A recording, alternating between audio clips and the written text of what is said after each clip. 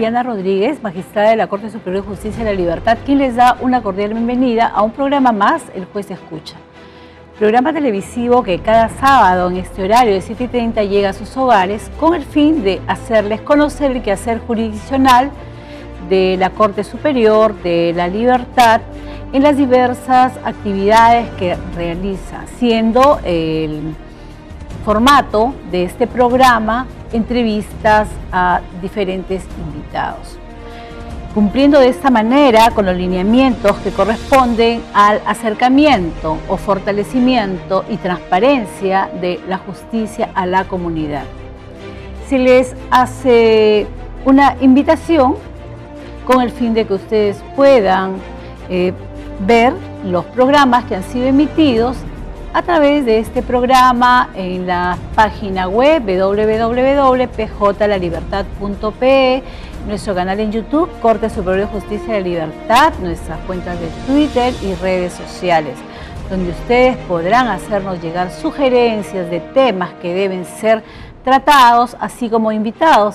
Y además les estamos dando respuesta a las diferentes preguntas que nos hacen nuestros televidentes y esperamos cumplir con sus requerimientos. Es innegable que día a día la transformación de las sociedades se vienen dando en forma inmensurable y rápida, y ello denotan diferentes cambios y problemas en el aspecto social. Es así que uno de ellos, que es de carácter nefasto, justamente es lo que aqueja y se ha constituido en un problema social. Me estoy refiriendo a la delincuencia, que es visto a través de lineamientos de políticas estatales, en las cuales a corto, mediano y largo plazo el Estado, así como diferentes estamentos, los medios de comunicación, la población involucrados constantemente emiten opiniones a través de las decisiones judiciales, generalmente el descontento popular y en muy pocas la acertada opinión o congruencia respecto al razonamiento judicial. Es así como en este programa vamos a dar a conocer cuál es el escenario en que los magistrados realizan y emiten sus decisiones judiciales. La libertad es un fin del ser humano, al igual que la vida, y por ello se constituye en uno de los bienes jurídicos de más alta protección por el Estado.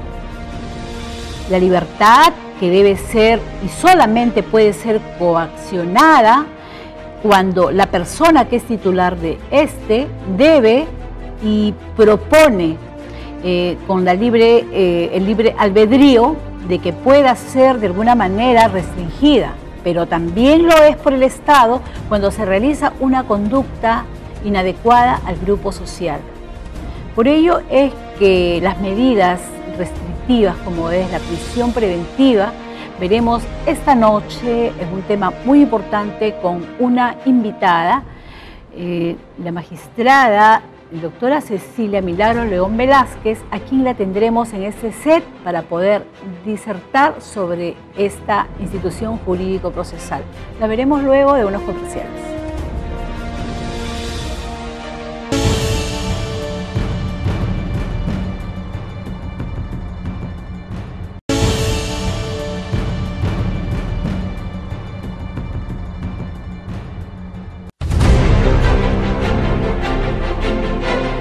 Tal como les anunciamos en el bloque anterior, tenemos esta noche a una invitada, una magistrada de trayectoria y quien se viene desempeñando como miembro de la tercera sala de apelaciones de la Corte Superior de Justicia de la Libertad, jueza superior titular, doctora Cecilia Milagros León Velázquez, que además, como división de funciones, es jefe de unidad de investigaciones y visitas en el órgano de concentrado de control de la magistratura de la Libertad. Le damos una cordial bienvenida, doctora, a este programa, agradeciéndole anteladamente por habernos permitido tocar algunos aspectos jurídicos en beneficio de la población. Buenas noches, Liliana, buenas noches con todos. ante todo agradecerte la invitación a este programa para tratar un tema tan importante como es la prisión preventiva y que los ciudadanos que ven este programa puedan tomar conocimiento en qué casos se debe imponer prisión preventiva, esto es, cuándo corresponde a un ciudadano que se ve sometido a un proceso penal la imposición de una medida tan gravosa como cuando es la prisión preventiva y cuándo no. ¿Podríamos dar un alcance para tomar esta medida? ¿Cuáles son los presupuestos y además en qué condiciones debe encontrarse dicha persona que está siendo imputada de un delito? Pues bien, como regla general, una persona que es procesada, de la cual se ha formalizado la investigación preparatoria, tiene derecho de concurrir al proceso en libertad. Esa es la regla general. Sin embargo, nuestro sistema procesal penal, acorde con los tratados internacionales suscritos por el Perú y con nuestra Constitución Política del Estado, ha diseñado determinadas medidas de coerción procesales, personales, de las cuales una persona sometida a un proceso penal se encuentra sometida. Entre estas medidas tenemos la comparecencia simple, que es la libertad del imputado, una comparecencia con restricciones, esto es una medida que el ciudadano sigue en libertad pero cumpliendo determinadas reglas de conducta, y por último la más gravosa dentro de toda esta estructura, que es la prisión preventiva. ¿Y cuáles serían los presupuestos para esta medida que viene refiriendo que es la más gravosa? Pues bien, como ya se ha podido notar, es una medida excepcional. Por lo tanto, se deben cumplir determinados presupuestos. Al ser una medida de coerción procesal penal que afecta directamente uno de los principales derechos de todo ciudadano, como es la libertad personal, estos presupuestos que establece la norma procesal deben cumplirse de manera escrupulosa y se encuentran previstos pues en el artículo 268 del Código Procesal Penal. Son los siguientes. En primer lugar, son los graves y fundados elementos de convicción que vinculan al investigado con la comisión de un delito. Este presupuesto considero que es el más importante. Y acá hay que dilucidar lo siguiente. Muchas veces se cuestiona en una audiencia de prisión preventiva que no hay suficiente prueba. Eso no es correcto. Lo que exige la norma son graves y fundados elementos de convicción. ¿De dónde nacen los elementos de convicción? De los iniciales actos de investigación que realiza el fiscal. Ahora bien, no basta tener graves elementos de convicción sobre la comisión de un delito, sino que debe existir elementos de convicción de la vinculación del imputado en el delito que se le está atribuyendo. Entonces, ese es el primer presupuesto que se debe cumplir.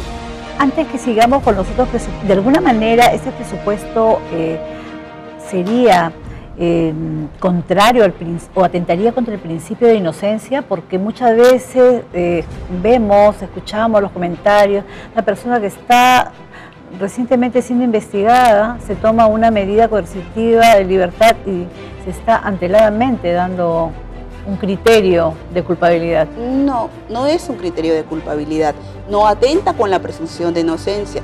La presunción de inocencia es un principio que escolta a todo ciudadano sometido a un proceso penal durante todo el proceso penal, que se desvanece cuando se dicta ya una sentencia condenatoria firme, ya sea consentida o ejecutoriada. Una vez que el órgano jurisdiccional dicta una sentencia condenatoria, recién ahí la presunción de inocencia se ha desvanecido. Las medidas de coerción como la prisión preventiva no afecta a la presunción de inocencia por sus mismas características de provisionalidad, de instrumentalidad, ¿no? Únicamente pretende garantizar la concurrencia del imputado al proceso, evitar el peligro de fuga, evitar el peligro de obstaculización de la averiguación de la verdad y evitar la reiteración delictiva. Podríamos decir en tal sentido que es una medida para asegurar potencialmente una sanción o una pena futuro, ¿no? Correcto, pero no basta cumplir con ese primer presupuesto. ¿Cuáles serían los siguientes presupuestos? El segundo presupuesto es un prognosis de pena mayor a 4 años, lo que denota pues que habiéndose determinado la vinculación o la presunta vinculación de una persona en la comisión de un delito, debe verificarse que en caso de ser condenado, una prognosis a futuro, esta será mayor a 4 años de pena privativa de libertad. Por tanto, las medidas de prisión preventiva están destinadas a delitos graves, ¿no?, cuya penalidad superan los 4 años de pena privativa de libertad. Y el tercer presupuesto es el peligro procesal. El peligro procesal debe entenderse en sus dos variantes. Tenemos el peligro de fuga y el peligro de obstaculización previstos en los artículos 269 y 270 del Código Procesal Penal. Pues bien, el peligro procesal, dentro de sus variantes de peligro de fuga, el juez está en la obligación de analizar si el ciudadano tiene arraigo domiciliario, arraigo laboral, si tiene una familia, ¿no? Además, se tiene en cuenta la gravedad de la pena que se espera en el procedimiento. Entonces, estamos frente a un delito grave cuya pena va a ser superior a los 4 años. ¿Podríamos explicar acá, haciendo un paréntesis a los televidentes, cuál es el sentido de la palabra arraigo utilizada en la calificación de la prisión preventiva? Bueno, que acredite pues que tiene no solamente un lugar donde pernoctar, cuando nos referimos al arraigo domiciliario, no que tiene un domicilio, sino que tiene asiento de familia, ¿no? Que vive, que sea con una esposa, con hijos, los cuales dependen de él, o con su madre, u otro tipo de familia que va a determinar que en caso de estar en libertad, no fugue. O sea, hay un vínculo. Un vínculo, exactamente, una raíz. También dentro del presupuesto del peligro procesal está la gravedad de la pena, después la magnitud del daño causado y el comportamiento que tuvo el imputado para poder reparar el daño. Muchas veces no existe ese comportamiento para reparar el daño. Otro presupuesto que se tiene en cuenta es la pertenencia de una persona a una banda delictiva, ¿no?, o la posibilidad de incorporarse a dicha banda, ¿no? Y dentro del peligro Ese tema, doctora, del peligro de obstaculización, considero que es de suma importancia, y porque venimos viendo muchos casos que generalmente se basan los mandatos de prisión preventiva en estos elementos, fundamentalmente en nuestra ciudad, que se ve agrupaciones delictivas, y yo quisiera detenernos acá un poquito para poder explicar a los televidentes el ámbito de ese tercer requisito, como es el peligro de obstaculización. ¿Qué le parece si vemos en el siguiente bloque? Perfecto. ¿Sí? Y diríamos, los invito a ver unos comerciales.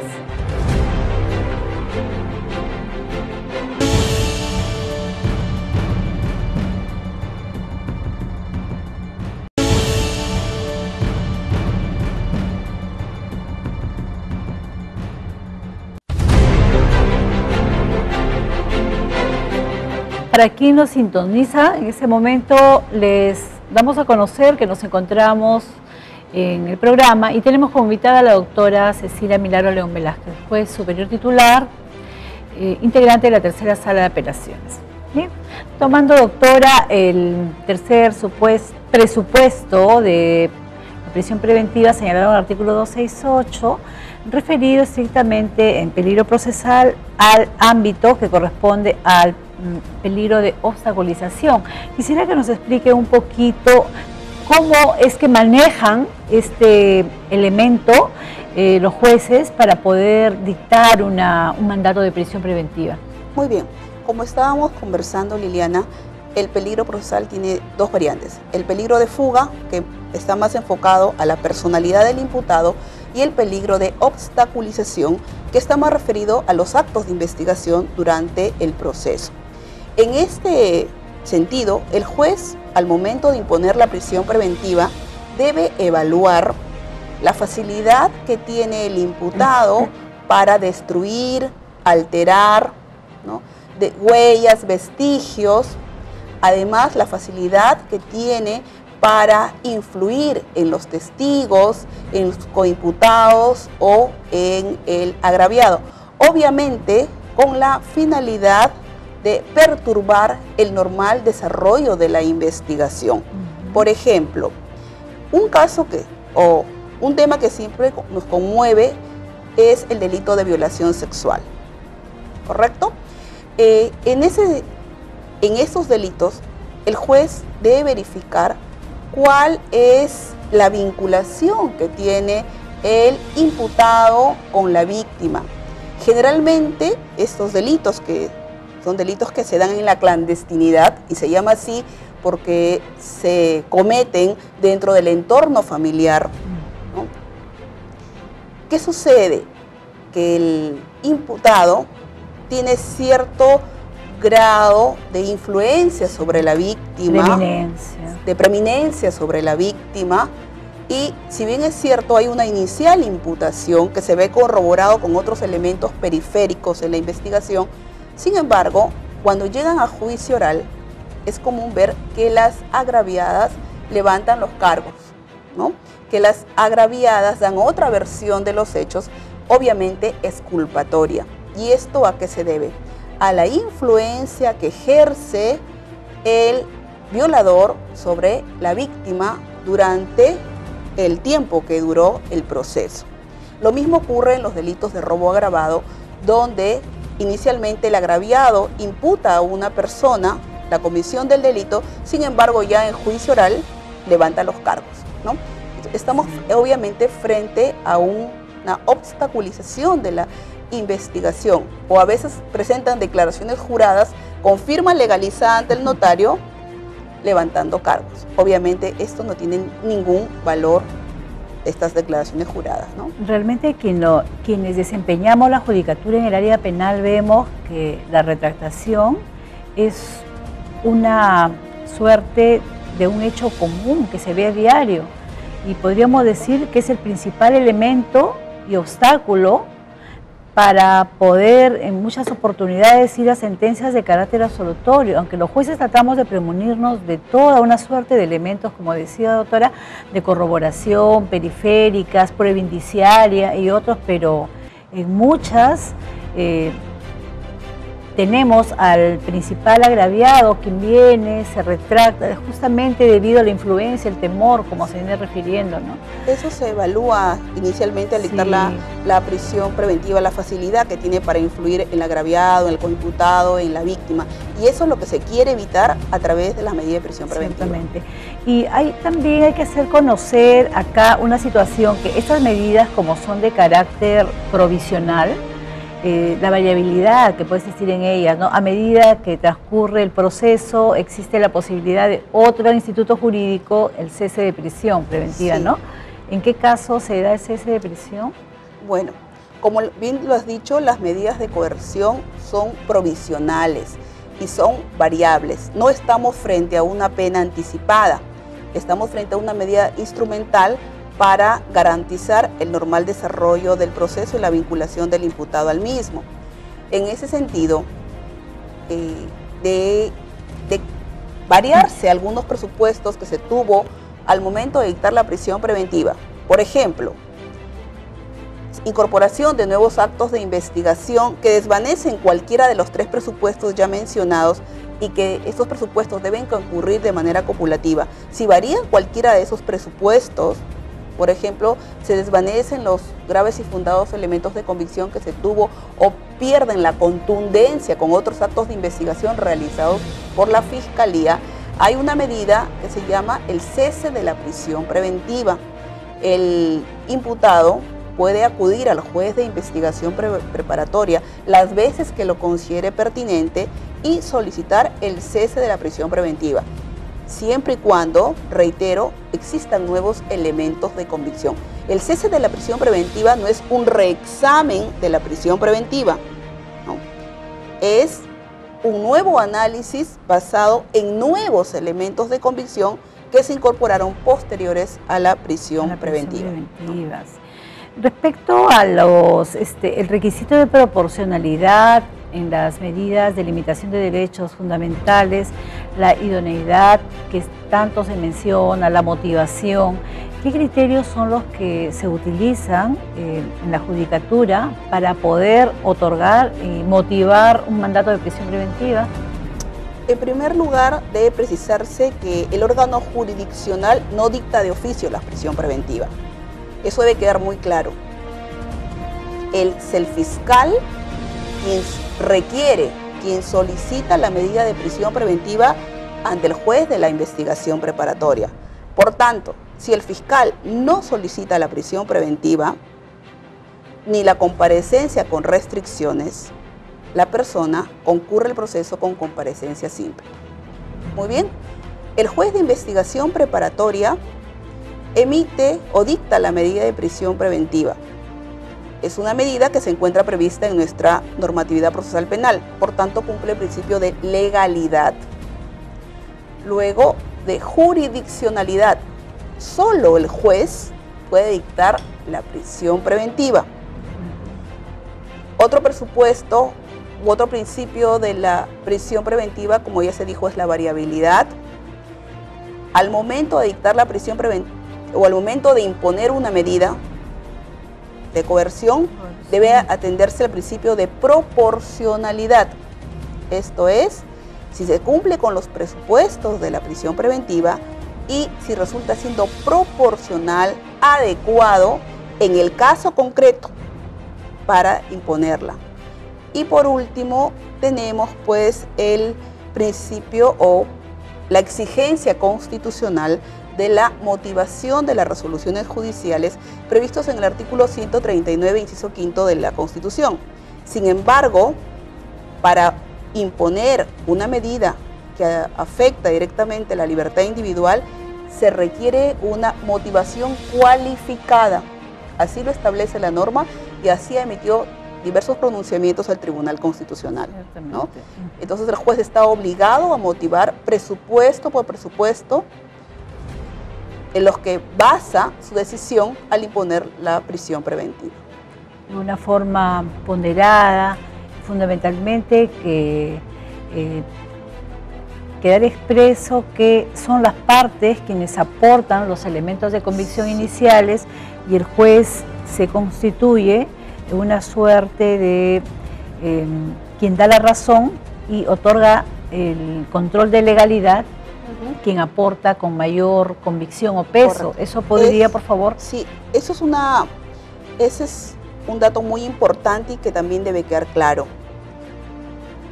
Quien requiere la prisión preventiva, como ya se dijo, es el fiscal. Por tanto, el fiscal es el obligado a precisar y a otorgar o presentar los elementos de convicción, ¿no? Y argumentar en una audiencia, porque la prisión preventiva se dicta en una audiencia con la concurrencia obligatoria de la fiscalía, quien es el que está requiriéndola, con la defensa del imputado y la presencia del imputado. Entonces el fiscal es el obligado a convencer al juez de que en un determinado proceso se cumplan los 3 presupuestos de la prisión preventiva. El abogado de la defensa obviamente siempre va a solicitar una medida menos gravosa, como puede ser una comparecencia con restricciones, pero quien es el obligado a presentar ante el juez los graves y fundados elementos de convicción, ¿no? Y informarle que existe peligro procesal o peligro de obstaculización y que el pronóstico de la pena será superior a 4 años, es el fiscal. El juez, escuchando a las partes de los argumentos y de los elementos que le presente, es que finalmente decidirá. Pero esta medida puede ser materia de impugnación también ante la sala penal. Bien claro, porque es el juez, según este modelo procesal, quien es una persona de carácter imparcial, ¿no? Sí, el juez es partes, el árbitro. El árbitro. El árbitro. Ha sido realmente cortísimo el tiempo en el que hemos visto un tema tan interesante como la prisión preventiva. queda comprometida para un próximo programa, Por para supuesto, seguir analizando mucho esto. para hablar en el tema Sí, penal. Realmente que muchas gracias, infinitamente tenemos, y agradecemos a ustedes, señores televidentes, por haber estado con nosotros y sintonizándonos en un programa más, y quedamos comprometidos a estar con ustedes, quienes deberán sintonizar en un próximo programa, en ese mismo horario, y no olviden de hacernos igualmente llegar, como lo vienen haciendo, sus interrogantes, preguntas sobre diversos temas en nuestras redes sociales que ustedes pueden ver en pantalla. Bien, por hoy es todo, me despido y hasta un próximo programa.